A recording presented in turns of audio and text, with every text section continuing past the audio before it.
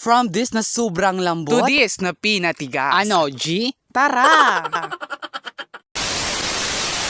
Oo, ano? Yun nga, nanginas nga si nanay si tatay nga ako kagabi. Tapos ba naglalakad daw sila sa may bayan, minadaanan nga silang ganito. Hindi na rin nga bago sa kanila yung mga ganitong lamang dagat. Kung sa amin nga ang tawag dito ay batunan. Hindi ko rin kung anong Tagalog nga ng batunan na ito. At mas lang, hindi ko rin alam kung ano nga yung tawag dito sa inyo dahil iba nga yung dialect natin sa Nakita buhay. nyo nga kanina na sobrang lambo talaga. At dahil pinapalinisin nga ito ni nanay, kailangan nating patigasin nga itong batunan para nga malinisan natin ng maayos. Ang gagawin nga natin, papaikot-ikutin natin nga siya. Sa matigas din na kahoy para nga sobrang tigas. Ito na nga yung pinaikot-ikot natin at ito nga yung naging resulta. Kitang-kita nyo naman nga talaga na sobrang tigas. At wala nga talagang kakilo-kilo at talagang straight na straight. Ang tawag nga sa batunan na ito ay lalaking batunan. Dahil sobrang straight siya, kaya siya naging lalaki. Iwan ko basta ako na lang gumawa-gawa ng kwento na yon. Ay, bahala na lang kayo kung paniwalaan nyo o hindi. Basta yung akin lang batunan ang tawag namin dito. Paano nga ba siya hinahanap? Tinitirahan nga nila ay mga buhangin. Minsan lumalabas sila, minsan tumatago. Minsan kailan mo pang hukayin nga sa ilalim ng buhangin. May mga butas nga tayong makikita at doon nga sila nakatira. Oo mga be, sobrang sarap nito at pwede nga ito talaga pang pulutan. Lalagyan mo lang yan na sobrang napakaasim na suka tapos kakainin mo, sobrang sarap talaga niya. Parang matigas-tigas na siya pero medyo bata-bata pa nga talaga yung ngipin natin at edad natin. Abay kayang-kaya pa yan natin nguyain. Sobrang sarap talaga mga be.